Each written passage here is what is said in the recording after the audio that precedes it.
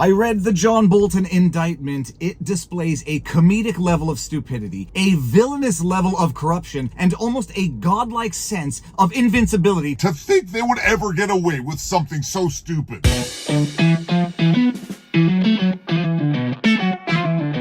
Viva Fry, former Montreal litigator turned current Florida rumbler, in my home office, and the John Bolton indictment. It is, 15, 18 pages? It's the gift that keeps on giving. We often say on the channel, you can be stupid and you can be a criminal, but you can't be a stupid criminal. John Bolton, congratulations. You are a stupid criminal. And for those of you who may have been living under a rock, yeah, John Bolton, not to be confused with Michael Bolton. Now back to the good part. John Bolton has been indicted.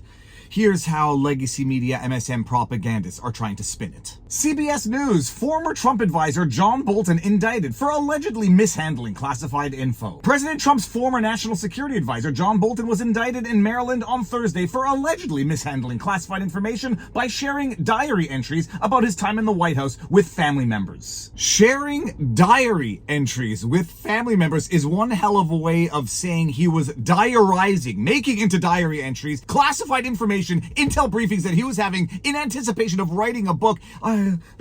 It's so stupid, it's funny. Bolton is the third prominent Trump critic to be indicted in recent weeks following charges against former FBI Director James Comey for allegedly lying to Congress and New York Attorney General Letitia James for alleged mortgage fraud. All three have denied wrongdoing. Later on in the article, in a statement, Bolton said he has, quote, become the latest target in weaponizing the Justice Department, end quote, and argued that Mr. Trump, quote, embodies what Joseph Stalin's head of secret police once said, quote, you show me the man and I'll show you the crime, end quote. Quote, I look forward to the fight to defend my lawful conduct and to expose his abuse of power, end quote, Bolton wrote. Show me the man and I'll show you the crime. Yeah, that works when the man is innocent, not when they have literally put into diary entries, leaking classified info, lying to the FBI about a hack and the email account that they were using to send that classified info to family members. I'm glad CBS actually identified that they were family members because the indictment only refers to them as related, and I wasn't 100% certain who they were. Let's get into the indictment. Speaking of find me the man and I'll find you the crime, Michael Bolton. Now back to the good part. John Bolton, you literally documented your criminality. Now, it's a long indictment, so I'm only going to go over the highlights, and my goodness, the highlights are doozies of stupidity, corruption, and the brazen thought that you would get away with it because you are somehow above the law. Buddy, you're gonna regret this. Yeah. You're gonna regret it. How many?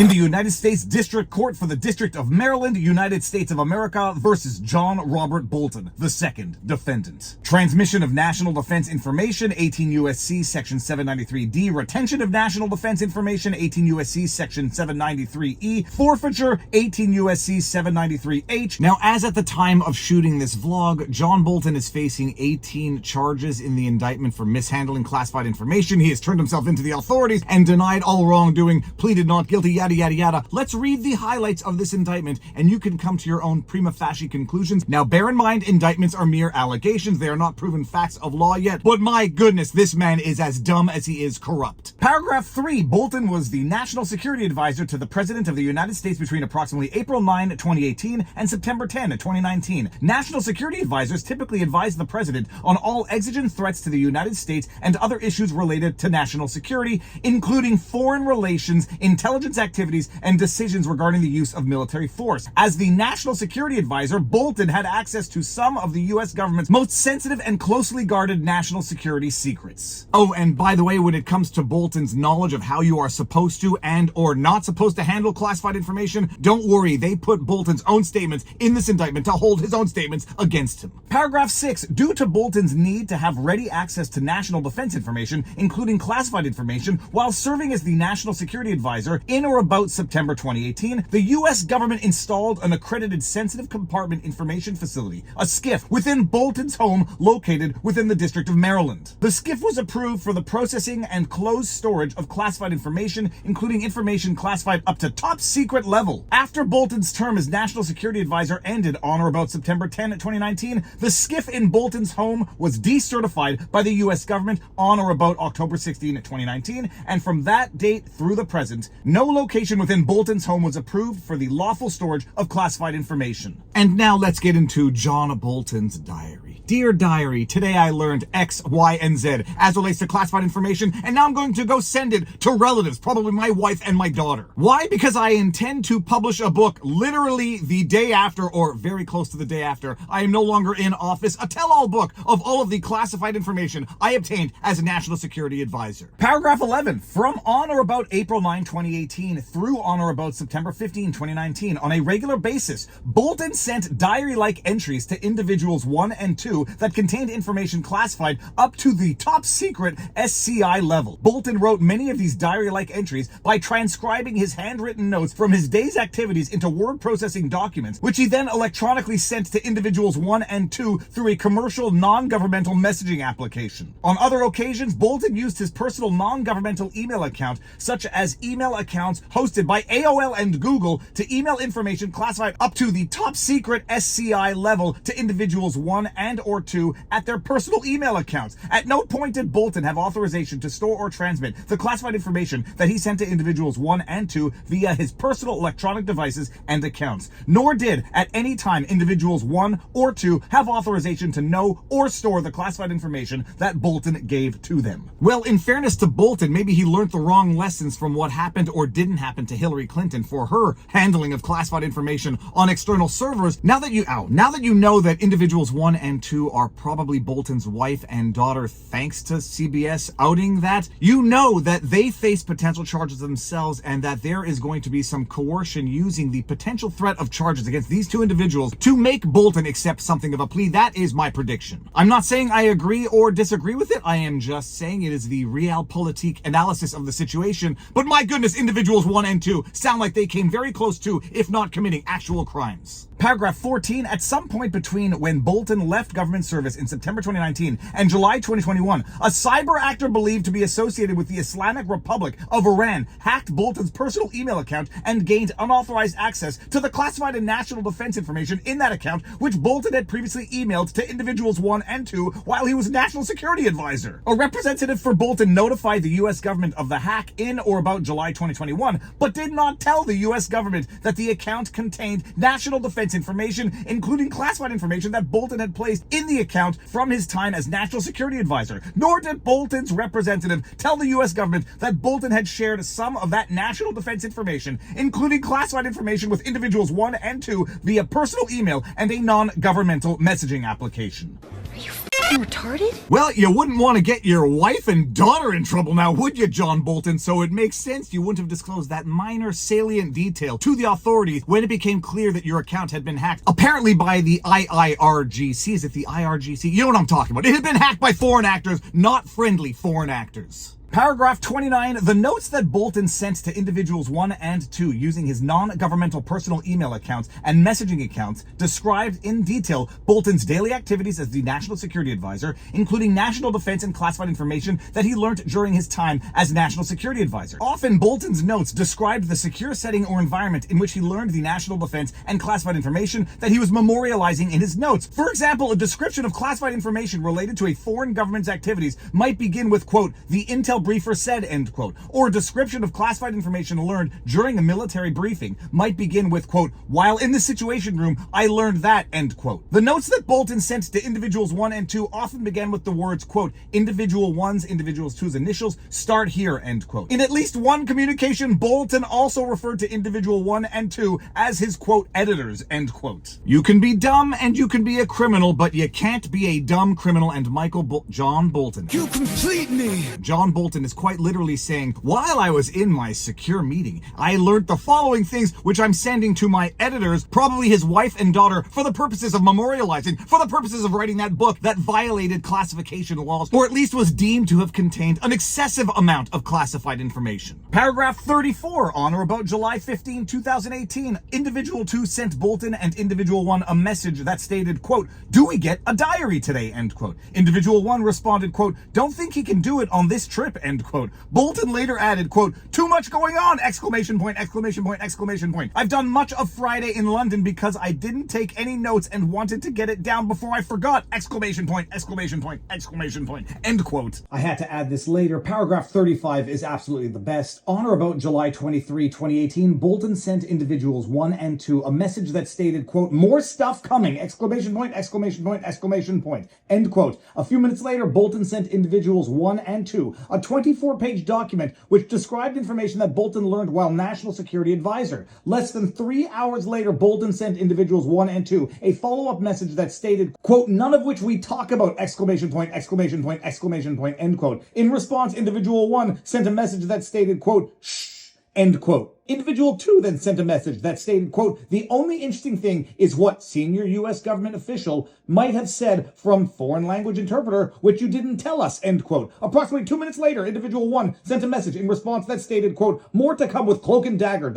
or something. So he says, end quote. Congratulations, Bolton. You played yourself. Paragraph 48, on or about September 15, 2019, 5 days after he was no longer the National Security Advisor, Bolton sent individuals 1 and 2 a 6-page document, Document H, which contained information that Bolton learned while National Security Advisor, including information classified up to the top secret SCI level. In a related message, Bolton told individuals 1 and 2, quote, stuff coming, exclamation point, exclamation point, exclamation point. Individual 2 responded, quote, dramatic ending, but will there be a new diary, end quote, to which individual 1 responded, quote, nope on diary, new book writing, sick. Bolton then sent a message that stated, quote, talking with book publisher because they have a right of first refusal, exclamation point, exclamation point, exclamation point, end quote. So now we know that individuals 1 and 2 were not literal editors and that a book publisher already had a right of first refusal of Bolton spilling the beans of the information he gathered while National Security Advisor, classified information. Then he writes the book within what, like a week of having left his position. It is insane stupidity coupled together.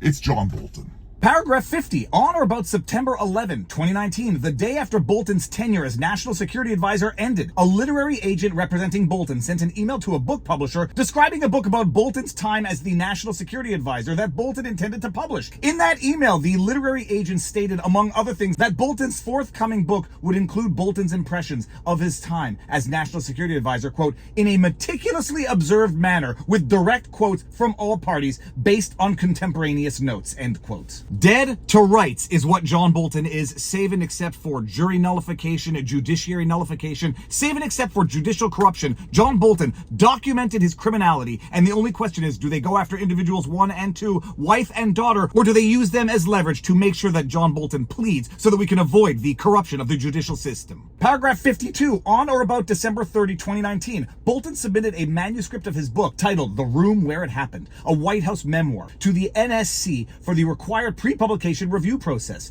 Based on an initial review of the manuscript by NSC staff, the U.S. government concluded and told Bolton that the initial manuscript contained significant amounts of highly classified information that needed to be removed. Removed or not, you know what that proves? That he communicated highly classified information to individuals 1 and 2, that he had a leak, that he was hacked on his email, and he did not disclose to the authorities that he had sent classified information from that email. It confirms that he broke the law and that the NSC review process said, you got to take this out of your book, and whether or not he took it out of the final version of the book, he already broke the law multiple times. And when it comes to John Bolton's knowledge of how to handle classified information and that he broke the law multiple times, rely on no one else's words more than John Bolton himself. Paragraph 63, on or about March 31, 2025, in a media interview, Bolton stated in response to questions about allegations that a senior U.S. government official had communicated sensitive government information using a non-governmental messaging application. Well, to me, I just can't even imagine opening a Signal chat group or a Telegram chat group or anything else. People say, but the communications are encrypted. Well, that's fine. We have the National Security Agency that has big computers chugging along trying to de-encrypt any system that we want to try to get into, and our advisors do as well. The damage that's done is that we've shown weakness in our operational security that our adversaries will try to exploit. You know what? This is too tedious to read his actual convoluted statement. I'm just going to throw in some video clips of John Bolton acknowledging how to handle sensitive materials and the risks of mishandling sensitive information. What do you think of Bradley Manning?